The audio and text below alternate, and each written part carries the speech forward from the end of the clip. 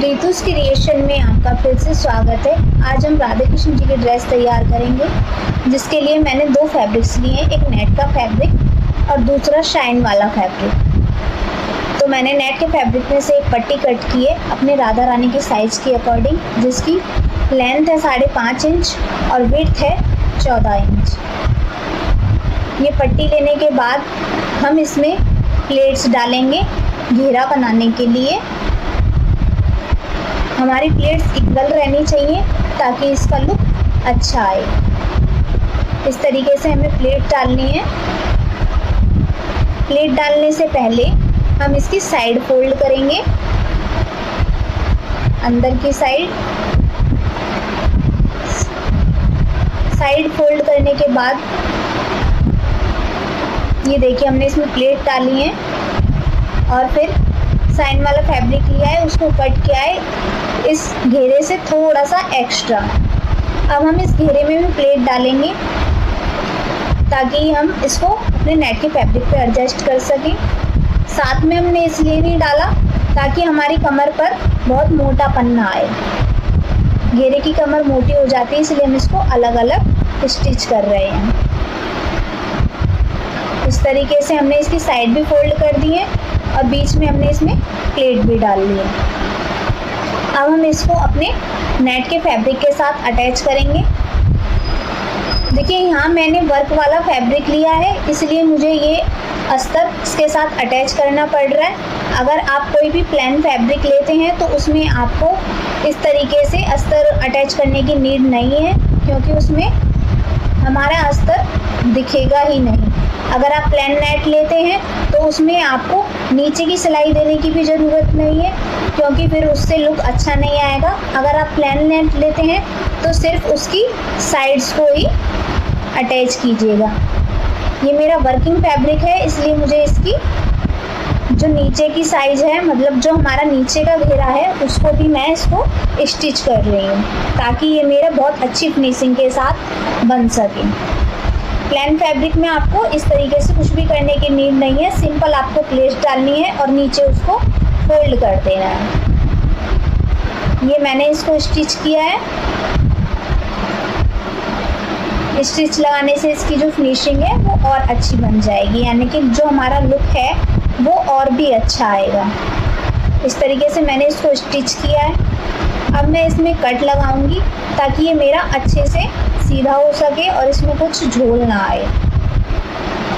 अगर हम ये कट नहीं लगाते हैं तो हमारा फैब्रिक जो सीधा करने के बाद हमें कुछ दिक्कतें दिखाई देती हैं और हमारा फैब्रिक है वो अकड़ जाता है, वो अच्छे से सीधा नहीं हो पाता। इसलिए ये कट लगाने बहुत ज़्यादा ज़रूरी होते हैं।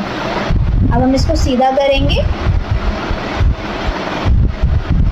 सीधा करने के बाद हम इसको अच्छे से नीचे से ठीक करेंगे और फिर इसकी साइड्स को भी अटैच कर देंगे। ध्यान रखिएगा, ये सिर्फ आपको वर्क वाले फैब्रिक में करनी है। नॉर्मल फैब्रिक में या नॉर्मल प्लेन नेट में अगर आप बनाते हैं तो उसकी सिर्फ साइड आपको अटैच करनी है, ना कि आपको उसकी बॉटम भी। ये देखिए मैंने इसको पूरे तरीके से अटैच कर दिया है। अटैच करने के बाद ये ऐसा दिखाई देगा। इसके बाद अब हमें क्या करना है, इसका जो हमें नेफा बनाना है वो हम इसको बनाएंगे, जो कि मेरा 3.5 इंच था। मैं अपनी राधा रानी का नाप ले चुकी हूँ, आप अपने राधा रानी के नाप के अकॉर्डिंग लेंगे। ये देखिए 3.5 इंच ही हमारा तैयार हुआ है। अब हम इसके नेफे को तैयार करेंगे। ये हमने इसका नेफा बना लिया है और इसके बॉटम में हमने लेस दे दी है एक सुंदर सी। आप चाहें कोई भी लेस इस्तेमाल कर सकते हैं। तो ये हमारा इसका घेरा तैयार हो गया है। अब हम इसका ऊपर वाला पार्ट तैयार कर रहे हैं, चोली। उसके लिए मैंने 2 पट्टियाँ ली हैं, उनमें सिलाई लगा के उनको सीधा किया है। फिर उसमें हम लेस अटैच करेंगे। लेस अटैच करने के बाद हम इसके हाफ पोर्शन को स्टिच करके क्लोज कर देंगे, जो कि हमारा बैक पार्ट होगा। ये देखिए अब इसकी एक साइड खुली है और एक साइड ओपन है। हमने इसकी ओपन वाली साइड को भी फिनिश कर लिया है फोल्ड करके। अब हम इसको अपने घेरे के साथ अटैच करेंगे नेफे के नीचे वाली सिलाई के साथ। ये हमारा हो गया है तैयार, यानी कि राधा रानी की ड्रेस हमारी तैयार है। हमने इसमें डोरी डाल दी है और इसको फिनिश कर दिया है। तो ये ड्रेस हो गई है तैयार। अब हम बनाएंगे कान्हा जी की ड्रेस। उसके लिए मैंने 5.5 इंच के 2 टुकड़े लिए हैं, 2 फैब्रिक लिए हैं। ध्यान रखें ये फैब्रिक हमारे चारों साइड से इक्वल कट होने चाहिए। अब हम इसके 2 साइड पे सिलाई लगाएंगे, ये देखिए इस तरीके से। फिर उसके बाद हम इस पे लेस अटैच करेंगे। लेस अटैच करने के बाद ये इस तरीके से लुक देगा। ये तैयार करने के बाद अब हम इसमें प्लीट डालना स्टार्ट करेंगे। प्लीट डालने का तरीका आप देख लीजिएगा। अगर आप एक साथ प्लीट नहीं डाल सकते हैं तो आप सुई की सहायता से इसे कच्चा भी कर सकते हैं। जो हमारी बिना सिलाई वाली साइड्स थी हम उन दोनों साइडों पर प्लीट डालेंगे। देखिए इस तरीके से ऐसे प्लीट डाली, फिर हम इस पे सिलाई लगा देंगे। दोनों पार्ट हमें इसी तरीके से तैयार करने हैं। ये हमारे दोनों पार्ट तैयार हो गए हैं। दोनों पार्ट तैयार करने के बाद हम इसकी फ्रंट साइड को हाफ क्लोज करेंगे। ये दोनों पार्ट तैयार है। अब हम इसकी हाफ साइड को क्लोज करेंगे। ये देखिए हल्का सा एक के ऊपर एक बॉटम चढ़ाएंगे और उसको सिलाई लगा देंगे। यहाँ पर ये सिलाई लग गई है हमारी। सिलाई लगाने के बाद अब हमें इसका नेफा तैयार करना है, लेकिन नेफे से पहले हम बनाएंगे इसका अपर पार्ट, क्योंकि हम साथ में ही अटैच करेंगे।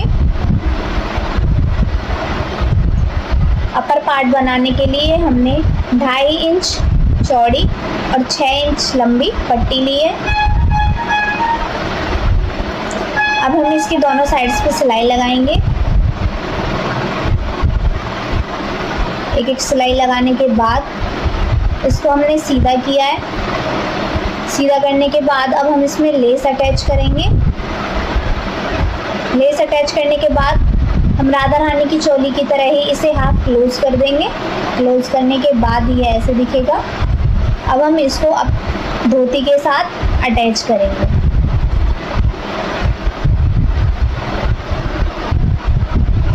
ध्यान रखिएगा धोती के साथ अटैच करते हुए ये नीचे की साइड होना चाहिए, ताकि पहनाते टाइम ये पीछे की ओर आसानी से जा सके। ये हमने इसको नीचे की साइड रखते हुए सिलाई लगा दी है। अब हम इसका नेफा तैयार करेंगे। ये देखिए नेफा, ये हमारा नेफा तैयार हो गया है। नेफे को लगाते टाइम भी हमने चोली को नीचे की साइड रखा है। ये हमारा नेफा तैयार हो गया है। डोरी डालकर हमने इसको रेडी कर दिया है। तो ये अब हमारी कान्हा जी की ड्रेस तैयार हो चुकी है। तो हमारी राधा रानी और कान्हा जी की दोनों ड्रेसेस तैयार हैं। आई होप कि आपको अच्छे से समझ में आया होगा। फिर भी कोई डाउट है तो आप हमें कमेंट कर सकते हैं। अब हमने राधा रानी और कान्हा जी के लिए पटके तैयार किए हैं। मेरे पास वर्क वाला फैब्रिक था तो मैंने उसी में से कट किया है। अगर आपके पास ऐसा कोई फैब्रिक नहीं है तो आप प्लेन फैब्रिक लेकर उस पर लेस लगाकर ऐसे पटके तैयार कर सकते हैं। So it's A final look. हमें कमेंट करके ज़रूर बताएं आपको ये ड्रेस कैसी लगी, और हमारे चैनल को लाइक सब्सक्राइब ज़रूर करें। Thank you.